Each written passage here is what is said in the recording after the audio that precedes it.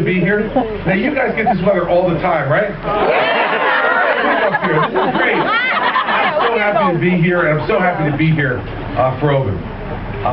Listen, I know what good, strong, conservative, Republican governance can do. And what it can do here for New Hampshire is even greater than what it's done in New Jersey.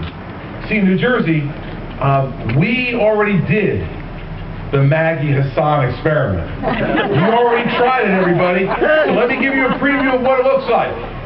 Because it's not pretty. Right, for the 8 years before I became governor, we raised taxes and fees on the people of New Jersey 115 times.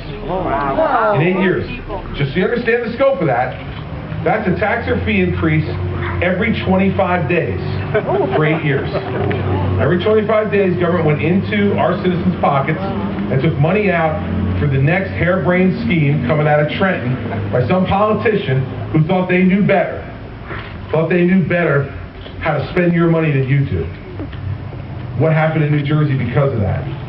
Well, take the number of jobs in the private sector we had on January 1st, 2000, compare it to the number of jobs we had in the private sector on December 31st, 2009. We had less jobs in 2009 than we had in 2000. We literally had a jobless decade in New Jersey because of the taxes and the regulation and the debt that we piled up. Our spending went up an average of 16% a year. 16% a year during those periods of time. I mean, this is the crazed liberal experiment brought to life. Now, you don't want that. And anybody like Maggie who's running against Ovid here, who starts like whispering about income tax, you know what that means. See, because the politicians who whisper about income tax, they've already made up their mind. And here's what you got to remember about New Jersey. 35 years ago, we didn't have an income tax in New Jersey. No income tax. Like right here in New Hampshire, we had no income tax. And Governor Brendan Byrne, a Democrat, said, if you just give me a small income tax, just a little one, I will lower your property taxes. For the people who had the highest property taxes in America back in 1977. So 35 years later, what do we got? We still have the highest property taxes in America. And the income tax that started at 2% under Governor Byrne is now 9%. Wow. 9%. Wow. Here's the key, everybody. You let a liberal politician in the door and give them permission to give you a new tax. They only know one direction for that tax to go, and that's up. So, here's the challenge.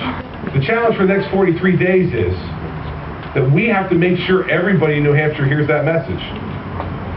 His message is a clear, smart, concise one, and it's this. He wants to empower you. He wants the winners and losers to be decided in New Hampshire on a very simple formula. Your ingenuity, your integrity, and your work ethic. That's what you decide winners and losers in New Hampshire, not the government.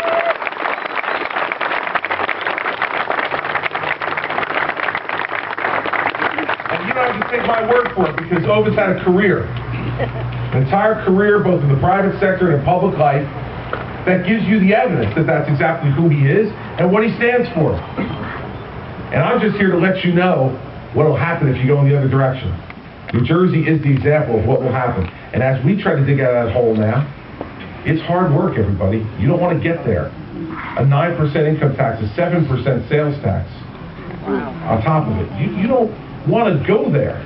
It is a very difficult place to get out from under. And so New Hampshire has a great foundation here, built by the great people of this state. And they don't need someone who's going to come in and tell them that government is the solution to their problem. It just isn't. And that's the Democratic philosophy.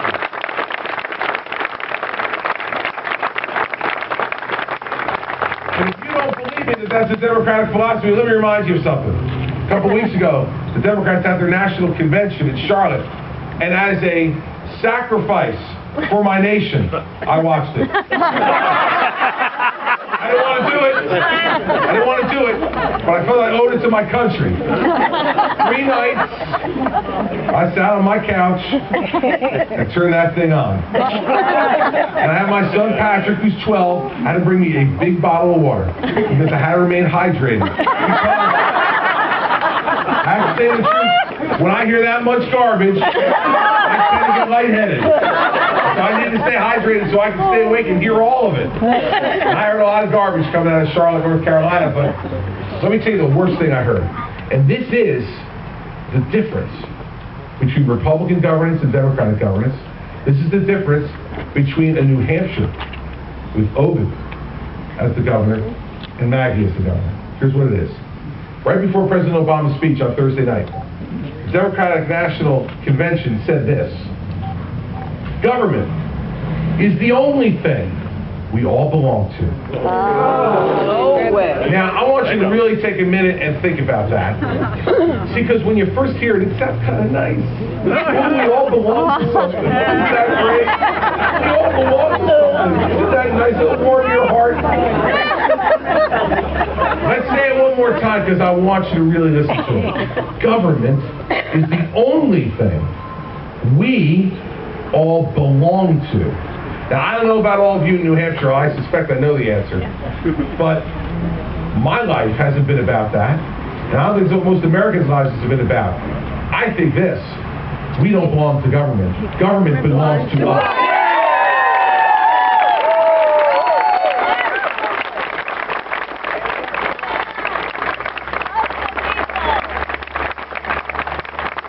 The gentleman up here with the Boston Bruins hat and in his pocket, he has the Constitution. And you know, if we open that up and we read the first line, it doesn't say we the government, does it? No, it doesn't. It says we the people. We the people give certain authority and power to the government, not the other way around. And that's the difference between Republican governance and Democratic governance at its core. We as Republicans believe that we need to empower you, that we need to get government out of your way, that we need to just do the minimum we need to do to take care of those who can't take care of themselves, to give those folks a hand up when they've gotten into some difficult times, but then to just give them the opportunity for greatness. We don't guarantee anybody in America anything other than opportunity for greatness. Amen. That's what we guarantee them.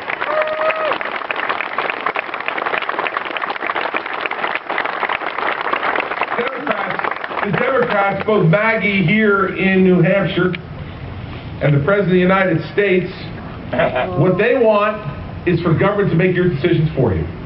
They want to pick the winners and losers. They want to have America in their image.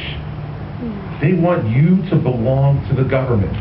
They want you and your lives to belong to them.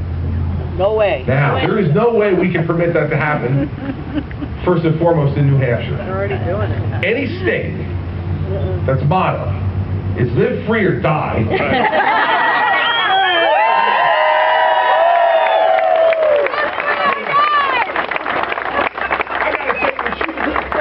You people ever elect a Democrat? With that motto, I was ever elect a Democrat. I don't understand it. But I'm not going to question that today. We don't either. They don't worry about that today. Oh, the Massachusetts transplant. All right. Right? It's not going to make sense to me. A little bit more sense, but it doesn't matter now because the people in New Hampshire have seen. They have seen in New Jersey what can happen when you let liberal government run amok, and even worse, they've seen what's happened in Washington, D.C. when you let liberal government run amok. And I'll tell you something. Here's something you'll never hear Obed say. You never hear Obed say, you can't change Concord from the inside. You never hear him say it. See, because what Obed believes is if you elect him governor, he's going into Concord to change it from the inside.